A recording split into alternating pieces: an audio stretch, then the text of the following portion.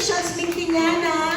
Alam mo, talagang tinapos ko yung press con ko ng before 1 p.m. para sigurado makapunta dito yung press, makapunta din ako kasi nakakahiya. Siyempre, isa ka sa pinaka-PR. Alam niyo po, eto sasabihin ko lang, no, si Jamie, napakabait kahit lagi kami kikita sa Robinson's Magnolia. Oo, favorite niya po yung mall na yun. Talagang super ma-PR from way back pa ng Octo Arts days niya, talagang walang pinagbago sa kabaitan niya. Kaya we really love you. And syempre na-inspire kami pag nakikita ka. Kaya ang saya nga na may inspire music ka ng hinihead. Oo. Syempre, Jamie, before, ang dami rin tumutulong sa'yo ngayon, no? Before, ang dami tumutulong sa'yo. Pero, ewan ko kung natanong na to kasi na-late ako, sorry.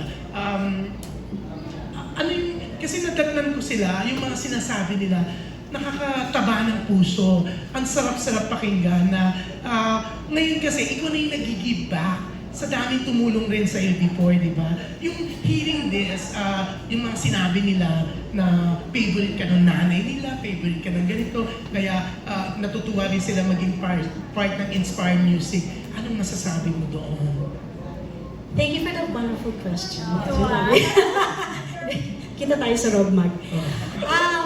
Siyempre natutuwa ako kasi siyempre yung ibig sabihin nun, may dinaanan pala ako. Kumbaga ang ganda pala ng journey na nadaanan ko kasi yung mga nanay nila, yung mga lola nila, mga lolo nila, kilala ko. So, nagpapasalamat ako dahil ang dami ko pala naging supporters. Yun.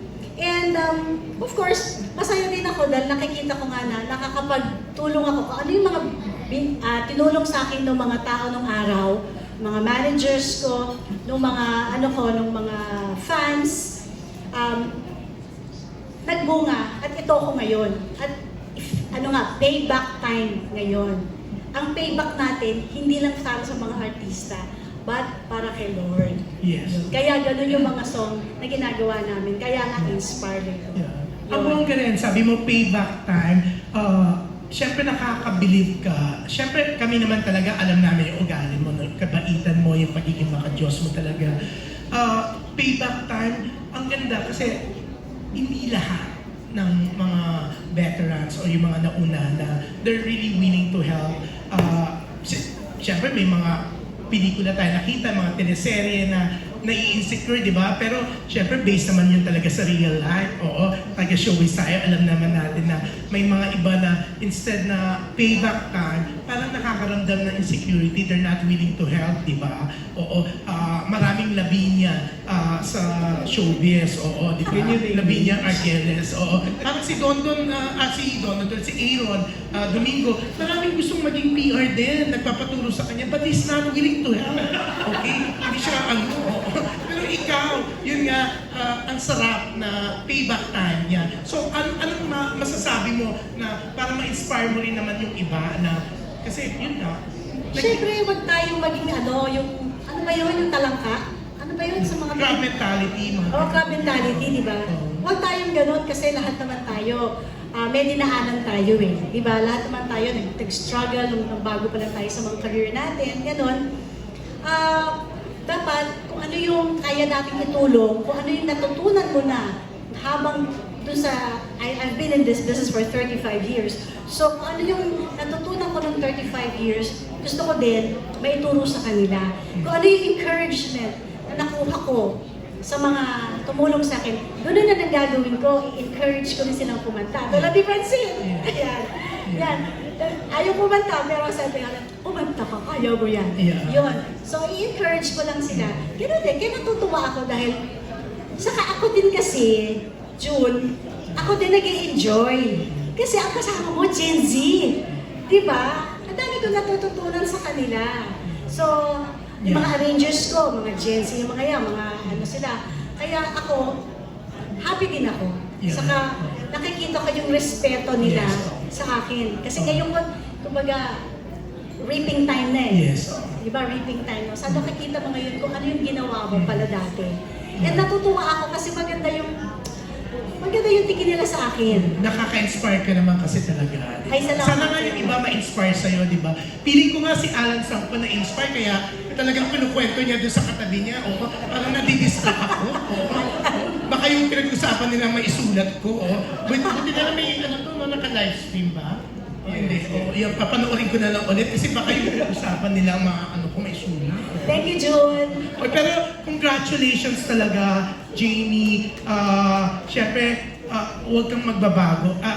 We're very sure of that naman, di ba? Pero sana, yun nga, mas maging mabait ka pa at maging inspiration ka ng nakakarami, di ba? Para mas makatulong din sila sa mga nagnanais na ma-penetrate ang music industry, di ba?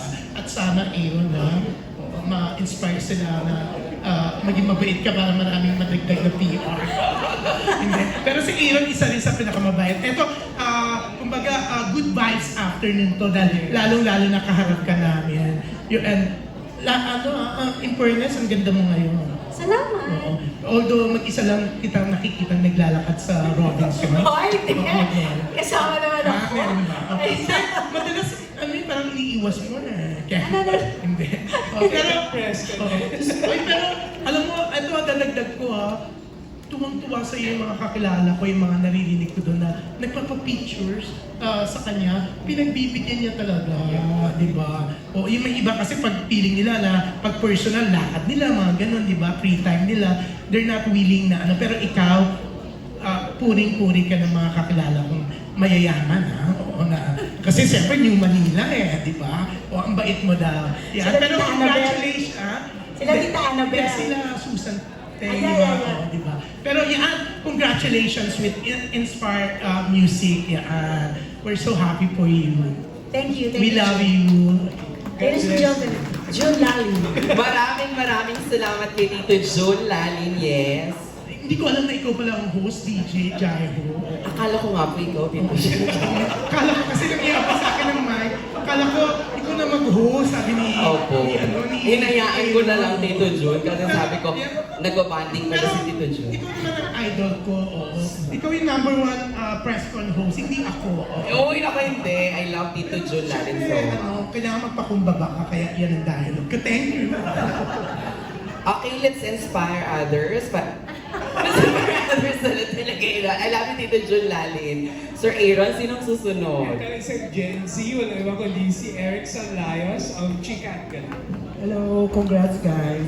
Bali, first question ko kay Francine. Since sinabi ni Miss Jean na parang pinilit ka niya na kumanta, ano yung mga factors na or reasons na napao ka na ito first launch mo sa Inspire? Si Miss Jamie po siya. Paano po ako mag-no? Siyempre lalaban po ako. At saka po, sinabi ko po sa sarili ko na once in a lifetime. Yung dito, baka hindi na ulit mangyari pag tumanda ako or baka kung mag-no ako, baka hindi ko na talaga siya ma-experience at all. So kahit po, puno ako ng pangangamba at takot, sabi ko, sige, si Miss Jamie to kasi yung dati nga po, nung nagsistart pa lang kasi ako, madalas ko naririnig talaga yung kanta niya. So I would say po na isa yung sa mga nag-inspire din sa akin to keep going po. Kaya po, I said yes, kahit hindi naman po talaga ako singer. And yun nga po, sabi ko naman po kanina, sobrang gaan po ka-trabaho ni Miss Jamie at napakahaba po ng pasensya niya sa akin. Kaya yun po.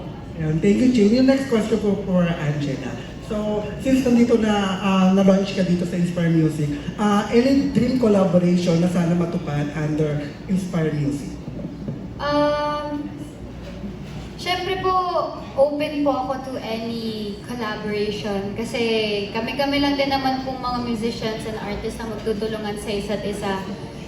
And with regards to Inspire Music, kung ano po yung ibibigay din sa aking collaboration ni Miss Jamie, I am really 100% willing to do. And at the same time, magandang experience siya and a new relationship to unlock kung sino man po yung makaka-collaborate. Pero anyone po, I'm very, very open to anyone. Yun po. Thank you. Thank you, guys. Thank you, Erickson. We have a question from Tito Michael Biggs Almacen of Biggs Buzz and Abante. Go Biggs!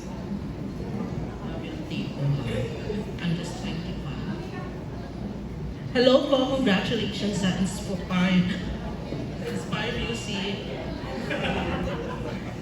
Well, ang tanong ko po para sa sa ating mga artists, sino po yung nagbibigay sa inyo ng inspirasyon ngayon?